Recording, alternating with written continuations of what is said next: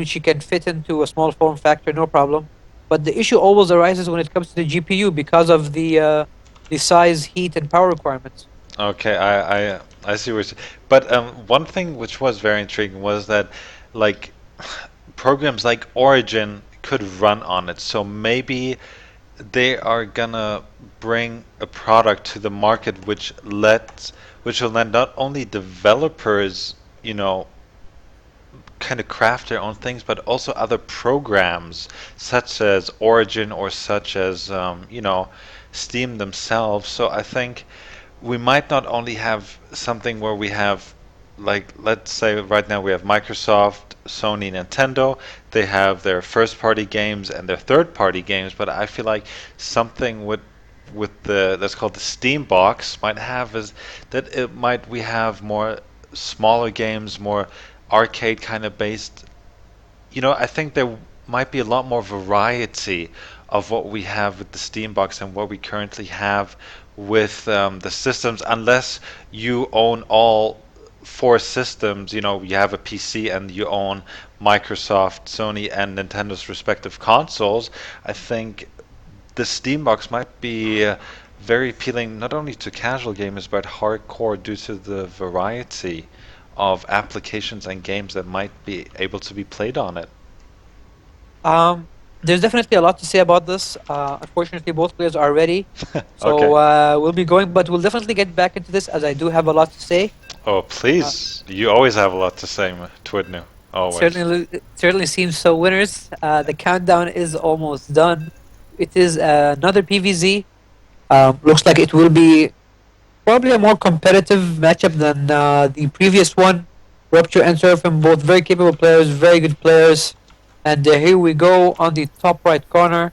We do have the yellow Proto Seraphim, who took out Carry in the last game to get here. Carry, of course, as we've seen before, is a very talented player, so it was no small feat. And on the bottom left corner, we have a player we've seen a lot in the SC2 MENA Cup, a player who's done very well before and is continuing to improve.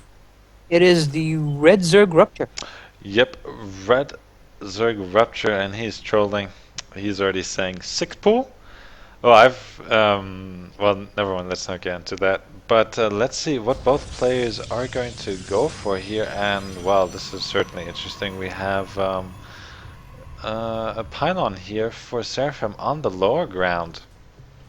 Very strange choice once again to do that pylon, but to have that pylon there, um, actually not quite sure. It certainly could be a Forge Fast expand. I mean, why else would the pylon be there? But I'm a little bit surprised at the location. In any Hmm. case, let's give him the benefit of the doubt and see what he is gonna do. I'm almost certain Rupture is not gonna go for the very risky hack first this time around.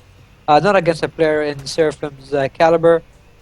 A little probe downs there. The drone tried to get this round, but they missed. And yeah, not really much to say here. As yes, winners looks like it is going to be a Forge fast expand. A very strange position for the Forge. I'm not quite sure where he's going to put the cannons, but let's see. Let's see what's going to happen. As we do see Rupture going for a gas into pool, as predicted. Yeah, as predicted here, and let's see how this is gonna play out for him. Seraphim, well, he definitely has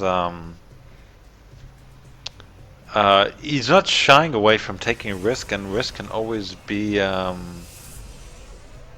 rewarded, as we have Rupture telling us that he might have to leave soon. But let's see, that's none of our concern right now, as I do like to see what Seraphim is going to do here, as Rupture will certainly try something once his Overlord gets over to the other side and sees that the Nexus has already been planted here. Right. First gateway is also being built. We're most likely going to see a cannon coming down very soon here. That annoying probe is there to block the probably hatchery, which is I think is already a little late. Should be coming. Uh, it should have been started by now.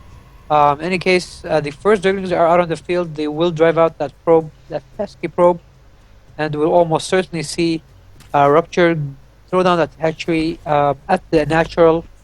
In the meantime, the Poros is definitely going to be ahead. His Nexus is almost complete.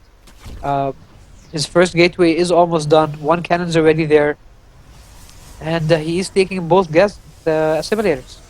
So yeah, maybe. Okay, so now the hatch goes down here at the 4 minute and 30 second mark. Not early, not late, but somewhere in between. And yes, I would definitely give the advantage to Seraphim here, as he'll be able to mine earlier from his expansion. So the Zerglings, though, they might try to just put on a bit of pressure, maybe be a bit annoying there with that pylon at the back, but otherwise they won't be able to do too much there. All right, so that pylon positioning was actually very well done. It is more than enough to block the entrance to the ramp, which is what the Poros needs. There is still a way out, albeit it's a little bit long and a little bit of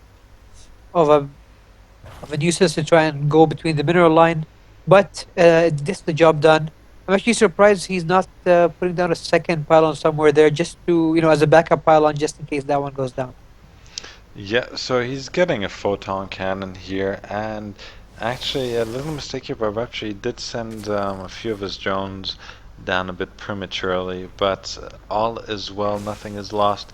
The Queen is there, getting off her first inject as well, and there'll be a bit of downtime for at least the next few minutes. But Rapture already showing us, and only us, that he's gonna go for roaches. That's right, not going for a faster third. Looks like he is planning to apply some pressure here. Good roach count can do wonders against a Forge Fast Expand, but Seraphim is definitely producing the right units. He does have two sentries out already. He will need a couple of stalkers to be able to safely defend this, and is building two more gateways. So I think Seraphim's so far doing really well. I'm a little bit surprised with that positioning of the pylon next to the Nexus at the natural, as it will kind of block the pathway between the Nexus and one of the gas assimilators, and Will it? still no third. I think it'll not block it entirely, but I think it might force the probes to move a little bit more, slightly delaying it. I mean, it's not a big deal, but it's just something worth noting, I think. But more importantly, is this roaches and lynx now making their way towards that Zalaga tower. So no signs of a third base coming up from Rupture. So this is definitely a big investment. He is hoping to do a lot of damage with this. And There are here we only go. two sentries out, so there are no units to defend for Seraphim. No, there's no units, and I think Seraphim might Oh, have there's actually made a even a mistake gap here. And here. the Zerglings make their way, and once they take out the cannon, there's nothing else to defend. He has three gateways in the main, but they haven't been transformed into Warp warp gates gates. yet, which means that he won't have units for quite a bit. And Rupture's doing a lot of damage, winners, and I do not know if Seraphim will be able No, I to come think back from this. this is GG, definitely. This is, I mean, the Forge is gonna go down one gateway, lost mining time. All the probes are gonna go down at the natural as well. And wow, this is a crippling blow. This is a great timing Yeah, here. I mean, 23 supply to 75. This game is certainly over. Uh, that the natural's all but gone. There's no mining there. Now he's killing off all the probes at the main, killing off the structures. Even the immortal gets taken out before he can do any damage. And Seraphim's gonna have to try his luck at the second game. wow, GG. But And there was, I mean, 2 minutes later, it might have been different. If Stalkers would have been there and Immortal, things might have looked different. But there was even a little gap between the Nexus and the he wasn't able to gateway. force field it in time. I mean, Correct. that was Seraphim missed the force field there, um, and the units were able to get in. But Rupture's timing was just perfect. I mean, he came in just as the Protost's three more gates were finishing, and his Robo was finishing. As you mentioned earlier, had Rupture reached there about a minute later, this would have ended a lot differently.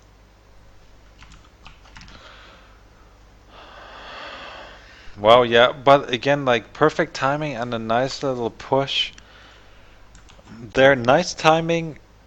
I don't think Seraphim did It expect it was either. definitely a slight mistake from Seraphim. I mean, he should have been a little more prepared for something like this. Granted that he would have been safe 1 minute later, he definitely should have had a few more units there. Instead, he invested in tech. He went for additional gateway where three were enough. He went for that robo, and Rupture essentially, to sum it up, caught him off guard. Yeah, and I don't think he did have any units at the Zelnaga watchtower, so he didn't even see this coming.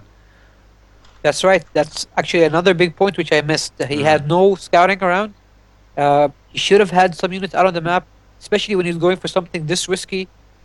A position You're in a position where you know that you are gonna be, extremely vulnerable for quite a bit. You definitely need to have units out on the field scouting. And winners, we are just waiting on you to join the game. Oh, my bad. I was just checking a few things. StarCraft 2 related, my bad. But yeah, here we're. Ooh, Cloud Kingdom LE.